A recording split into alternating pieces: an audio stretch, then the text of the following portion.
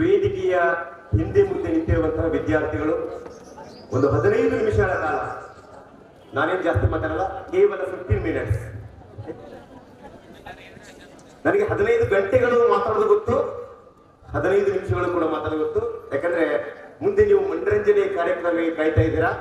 ಹಾಗಾಗಿ ದಯವಿಟ್ಟು ಇಷ್ಟೊಂದು ಪರಿಶ್ರಮ ಪಡ್ಕೊಂಡು ನಮ್ಮನ್ನ ಬೆಂಗಳೂರಿನಿಂದ ಇಂಡಿಗೆ ಕರೆಸಿದ್ದಾರೆ, ಅದರ ಸದುಪಯೋಗ ಆಗಬೇಕು ಅನ್ನುವಂಥ ಸದುದ್ದೇಶದಿಂದ ದಯವಿಟ್ಟು ಅಲ್ಲಿ ಮೇಲ್ಗಡೆ ಕುಳಿತಂತ ವಿದ್ಯಾರ್ಥಿಗಳು ದಯವಿಟ್ಟು ಮುಂದ್ಗಡೆ ಚೇರ್ಗಳ ಖಾಲಿದ್ದಾರೆ.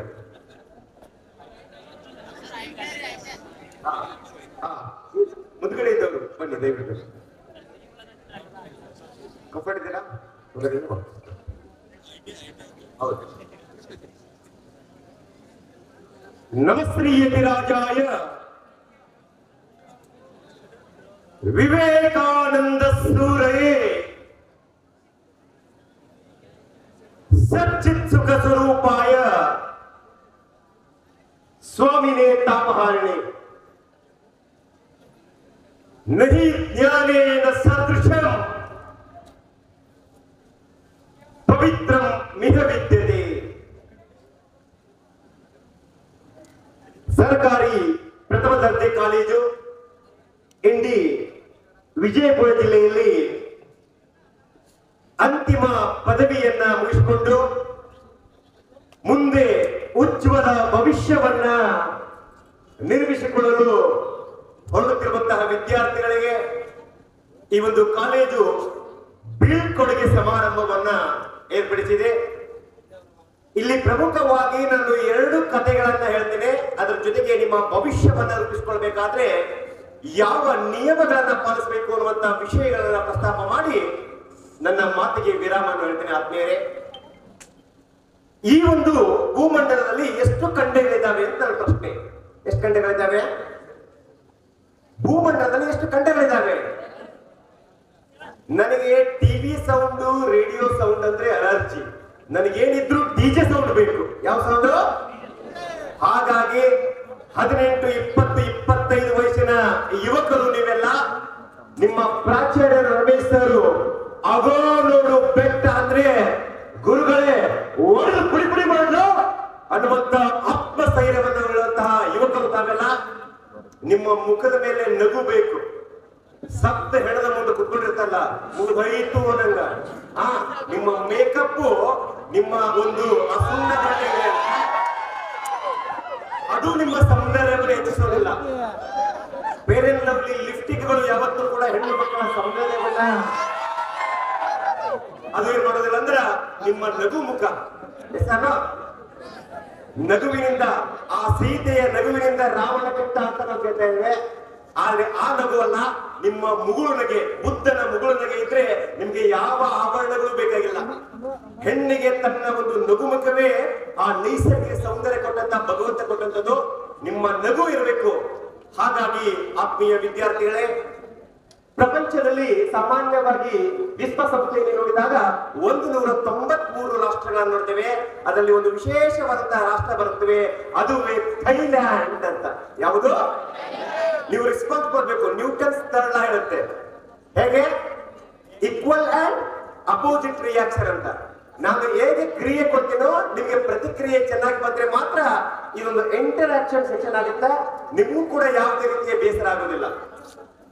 ಅದೇನೋ ಅಂತಲ್ಲ, ಎಮ್ಮಿ ಹುಚ್ಚು ಹೊಯ್ದಂಗ. ಏನು ಇದಂಗ ನಾನೇ ಮಾತಾಡ್ತಾ ಕುತ್ಕೊಂಡ್ರೆ ನಿಮ್ಗೆ ಅಂತಲ್ಲ ಆ ಒಂದು ಮಾತಿನ, ಆ ಒಂದು ಚಿಂತನೆಯ ಅರಿವು ನಿಮ್ಗೆ ಆಗೋದಿಲ್ಲ.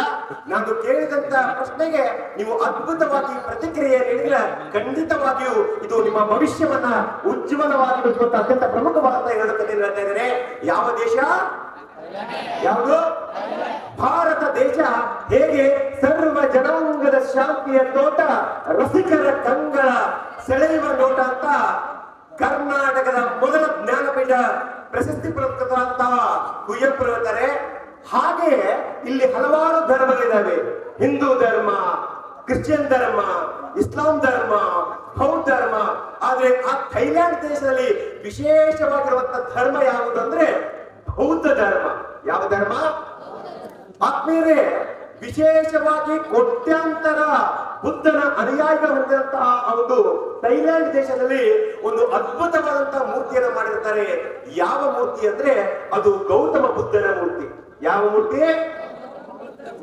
ಆ ಒಂದು ಗೌತಮ ಬುದ್ಧನ ಮೂರ್ತಿ ಎಷ್ಟು ಕೆಜಿ ಇತ್ತಂದ್ರೆ 5500 ಕೆಜಿ ಇತ್ತು. ಎಷ್ಟು ಎತ್ಬಹುದು? ಒಂದು ಕೇಳಿ ಎಷ್ಟಾನ? ನಾವು JCB ತಂದ್ರು ಕೂಡ ಎತ್ತೋದು ಕಷ್ಟ. ಹಾಗಾಗಿ ಸುಮಾರು 1955ಕ್ಕಿಂತ ಮುಂಚಿತವಾಗಿ ಸುಮಾರು 200 ವರ್ಷಗಳ ಹಿಂದೆ ಆ ಗೌತಮ ಬುದ್ಧನ ಮೂರ್ತಿಯನ್ನ ಮಾಡಿರ್ತಾರೆ. ಆ ಮೂರ್ತಿ ಯಾವುದಾಗಿರುತ್ತಂದ್ರ ಜೇಡಿ ಮಣ್ಣಿನ ಮೂರ್ತಿ ಆಗಿರುತ್ತೆ. ಯಾವ ಮೂರ್ತಿ? ಜೇಡಿನ ಮಣ್ಣಿನ ಮೂರ್ತಿ ಆಗಿರುತ್ತೆ. ಹಾಗಾಗಿ ಕಾರಣಾಂತರಗಳಿಂದ ಆ 5500 ಕೆಜಿ ಹೊಂದಿದಂತಹ ಆ ಒಂದು ಬುದ್ಧನ ಮೂರ್ತಿಯನ್ನ ಒಂದು ಸ್ಥಳದಿಂದ ಇನ್ನೊಂದು ಸ್ಥಳಕ್ಕೆ ಏನ್ ಮಾಡ್ಬೇಕಾಗಿತ್ತಂದ್ರ ಸ್ಥಳಾಂತರ ಮಾಡ್ಬೇಕಾಗಿರುತ್ತೆ. ಏನ್ ಮಾಡ್ಬೇಕಾಗಿರುತ್ತೆ? ಸ್ಥಳಾಂತರ ಮಾಡ್ಬೇಕಾಗಿರುತ್ತೆ, ವರ್ಗಾವಣೆ ಮಾಡ್ಬೇಕಾಗಿರುತ್ತೆ. ಹೇಗೆ ಮಾಡೋದು? ಬುದ್ಧನ ಅನುಯಾಯಿಗಳಿಗೆ ದುಃಖ ಆಗುತ್ತೆ. 1 ಕೆಜಿ 2 ಕೆಜಿ 10 ಕೆಜಿ ಆದ್ರೆ ನಾವು ತೆಗೆದುಕೊಂಡು ಒಂದು ಸ್ಥಳದಿಂದ ಇನ್ನೊಂದು ಸ್ಥಳಕ್ಕೆ ಏನ್ ಮಾಡಬಹುದಾಗಿತ್ತು? ಸ್ಥಳಾಂತರ ಮಾಡಬೇಕಾಗಿತ್ತು. ಸುಮಾರು 5500 ಕೆಜಿ ಹೊಂದಿದಂತಹ ಈ ಗೌತಮ ಬುದ್ಧನ ಮೂರ್ತಿಯನ್ನ ನಾವು ಸ್ಥಳಾಂತರ ಮಾಡುವಾಗ, ಫಾರ್ ಎಕ್ಸಾಂಪಲ್ ನಾವು ಗಣೇಶ ಚತುರ್ಥಿಯಲ್ಲಿ ನಮ್ಮ ಮನೆಗೆ ಏನ್ ತೆಗೆದುಕೊಂಡು ಬರ್ತೇವೆ?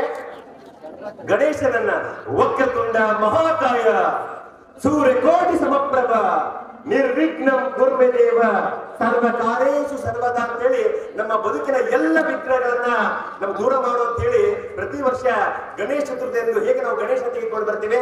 ಆಕಸ್ಮಿಕ ಅವರ ಕಿವಿ ಏನಾದ್ರು, ಗಣೇಶನ ಕಿವಿ ಏನಾದ್ರು ಭಿನ್ನ ಆದ್ರೆ ಅಥವಾ ಸೊಂಡಿಲ್ ಏನಾದ್ರು ಭಿನ್ನ ಆದ್ರೆ ಗಣೇಶನ ಭಕ್ತನಿಗೆ ಏನಾಗುತ್ತೆ? ದುಃಖ ಆಗುತ್ತೆ. ಏನಾಗುತ್ತೆ? ಹಾಗಾಗಿ 5500 ಕೆಜಿ ಹೊಂದಿದಂತ ಆ ಒಂದು ಬುದ್ಧನ ಜೇಡಿಯ ಮೂರ್ತಿಯನ್ನ, ಜೇಡಿ ಮಣ್ಣಿನ ಮೂರ್ತಿಯನ್ನ ಒಂದು ಸ್ಥಳದಿಂದ ಇನ್ನೊಂದು ಸ್ಥಳಕ್ಕೆ ಏನಾದ್ರೂ ಸ್ಥಳಾಂತರ ಮಾಡುವಾಗ ಭಿನ್ನ ಆಗ್ಬಿಟ್ಟು ಅಂದ್ರೆ ಏನು ಮಾಡೋದು ಅಂತ ಇಡೀ ಒಂದು ಬೌದ್ಧ ಧರ್ಮದ ಅನುಯಾಯಿಗಳ ಹತ್ರ ದುಃಖ ತಪ್ತರಾಗ್ತಾರೆ. ಏನಾಗ್ತಾರೆ? ದುಃಖ ತಪ್ತರಾಗ್ತಾರೆ. ಅವಾಗ ಒಂದು ದೊಡ್ಡದಾದಂತ ಲಾರಿ ತಗೊಂಡು ಬರ್ತಾರೆ, ಸ್ಥಳಾಂತರ ಮಾಡ್ಬೇಕಲ್ಲ. ಲಾರಿ ತೆಗೆದುಕೊಂಡು ಬಂದ್ರು. ಆದ್ರೆ ಲಾರಿಯಲ್ಲಿ ಎತ್ತಿಬಿಡೋದು ಹೇಗೆ? ಕೈಯಿಂದ ಆಗತ್ತಾ? ಇಲ್ಲ. ಹಾಗಾಗಿ ಒಂದು JCB ಅನ್ನು ತೆಗೆದುಕೊಂಡು, ಇಟ್ಯಾಚಿ ಅಂತ ಕರೀತಲ್ಲ, JCB ಅನ್ನು ತೆಗೆದುಕೊಂಡು ಬಂದ್ರು. ಯಾವಾಗ ಆ ಬುದ್ಧನ ಮೂರ್ತಿಯನ್ನು ಎತ್ತಬೇಕಂತ ಆ ಒಂದು JCB ಬಾಯಿ ತೆಗೆದುಕೊಂಡು ಮೇಲೆ ಎತ್ತುವಾಗ ಸಡನ್ ಆಗಿ ಅಂತಲ್ಲ ಆ ಬುದ್ಧನ ಭುಜಕ್ಕೆ ಟಚ್ ಆಯ್ತು. ಎಲ್ಲಿ ಟಚ್ ಆಯ್ತು?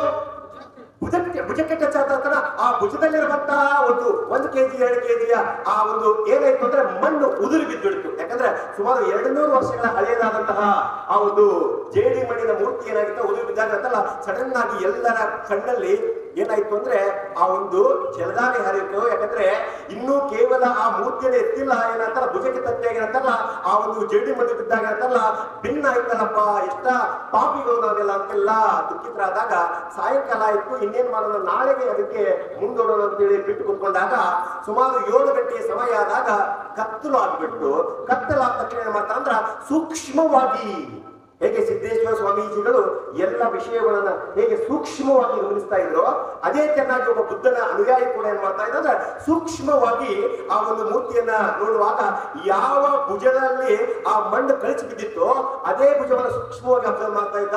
ಅವಾಗ ಸಾಯಂಕಾಲ ಆದಾಗ ಅಂತಲ್ಲ ಹೊಳೆಯೋದಕ್ಕೆ ಶುರು ಮಾಡ್ತದ್ದು. ಏನ್ ಮಾಡೋದು? ಚೆಕ್ ಮಾಡ್ತು. ಅವಾಗ ಶಾಕ್ ಆಯ್ತು, ಮಣ್ಣಿನ ಮೂರ್ತಿ ಹೊಳಿತಾ ಇದ್ದಲ್ಲ. ಯಾಕಂತೇಳಿ ಪಕ್ಕದಲ್ಲಿರುವಂತಹ ಹ್ಯಾಮರ್ ಸುತ್ತಿಗೆಯನ್ನ ತೆಗೆದುಕೊಂಡು ಯಾರಿಗೆ ಹೇಳಿದೆ ಅಂತಲ್ಲ ಆ ಒಂದು ಪಟ್ ಪಟ್ ಹೊಡಿತಾನೆ, ಅಲ್ಲಿ ಹೊಡೆದಾಗ ಅಂತಲ್ಲ ಆ ಮಣ್ಣಿ ಕಳಿಸಿ ಬೀಳುತ್ತಾ ಎಲ್ಲಾ ಕಡೆ ಹೊಡೆದಾಗ ಏನಾಗುತ್ತಂದ್ರ ಆ ಇಡೀ ಒಂದು ಮಣ್ಣಿನ ಮೂರ್ತಿ ಮೇಲೆ ಇರುವಂತಹ ಒಂದು ಕೇವಲ 2 ಇಂಚು 3 ಇಂಚು ಮಾತ್ರ ಅಂತಲ್ಲ ಜೇಡಿ ಮಣ್ಣಿರುತ್ತಾ ಎಲ್ಲವನ್ನ ಮಣ್ಣು ಕಳಿಸಿ ಬಿದ್ದಾಗ ಅಂತಲ್ಲ ಇಡೀ ಒಂದು ಮೂರ್ತಿ ಅದು ಬಂಗಾರದ ಮೂರ್ತಿಯಾಗಿರುತ್ತೆ ಅನ್ನೋದನ್ನ ಈ ಸಂದರ್ಭದಲ್ಲಿ ಹೇಳೋದಕ್ಕೆ ಇಷ್ಟಪಡ್ತಾ ಇದ್ದೇನೆ. ಯಾವ ಬುದ್ಧನ ಅನುಯಾಯಿಗಳು ಅರ್ಥ ಪಡ್ಕೊಂಡಿದ್ರು ಎಲ್ಲರಲ್ಲಿ ಹರ್ಷೋದ್ಗಾರ ಉಂಟಾಗುತ್ತೆ. ಯಾಕಂದ್ರೆ ನಾನು ಬುದ್ಧನ ಮೂರ್ತಿ ಅದು ಮಣ್ಣಿನ ತಿಳ್ಕೊಂಡಿದ್ದೇವೆ, ಅದು ಮಣ್ಣಿನ ಮೂರ್ತಿಯಾಗಿಲ್ಲ, ಇಡೀ 5500 ಕೆಜಿ ಬಂಗಾರದ ಮೂರ್ತಿಯಾಗಿತ್ತು. ಏನಾಗಿತ್ತು? ಯಾವಾಗಿತ್ತು? ಅವಾಗ ಎಲ್ಲರೂ ಖುಷಿ ಆಗ್ತಾರೆ. ಯಾವ ಕಾರಣಕ್ಕಾಗಿ ಆ ಜೇಡಿ ಮಣ್ಣನ್ನು ಅಂಟಿಸ್ತಾರೆ ಅಂದ್ರೆ ಯಾರ ಕಳ್ಳ ಕಾಕನ ಕಣ್ಣು ಆ ಮೂರ್ತಿಯ ಮೇಲೆ ಬೀಳಬಾರದು ಅನ್ನೋ ಉದ್ದೇಶ ಏನ್ ಮಾಡ್ತಾರೆ ಅಂದ್ರೆ ಮೇಲೆ ಜೇಡಿಯ ಮಣ್ಣು ಇರುತ್ತೆ, ಯಾರಿಗೂ ಕೂಡ ಅರಿವೆ ಇರೋದಿಲ್ಲ, ಎಲ್ಲರೂ ಕೂಡ ಜೇಡಿಯ ಮಣ್ಣಿನ ಇರುತ್ತಲ್ಲ ಮೂರ್ತಿ ನಿಂತ್ಕೊಂಡ್ಬಿಟ್ಟಿದ್ದಾರೆ. ಈ ಒಂದು ದೃಷ್ಟಾಂತವನ್ನ ಹೇಳಿದ್ರ ಮೂಲ ಉದ್ದೇಶ ಏನಪ್ಪಾ ಅಂದ್ರೆ ಯಾವಾಗ ಪದವಿಯ ಮೊದಲ ವರ್ಷ ನೀವು ಈ ಒಂದು ಕಾಲೇಜಿಗೆ ಎಂಟ್ರಿ ಆದ್ರೂ ನಿಮ್ಮೆಲ್ಲರಿಗೂ ಕೂಡ ಅಜ್ಞಾನವೆಂಬ ಜೇಡಿಯ ಮಣ್ಣು ಏನಾಗಿತ್ತಂದ್ರ ಅಂಟಿಕೊಂಡು ಬಿಟ್ಟಿತ್ತು. ನಿಮಗೆ ಏನ್ ಅಂದ್ಕೊಂಡ್ಬಿಟ್ಟಿತ್ತಂದ್ರೆ ಅಜ್ಞಾನವೆಂಬಂತ ಜೇಡಿಯ ಮಣ್ಣು ಸುಮಾರು 3 ವರ್ಷಗಳ ಕಾಲ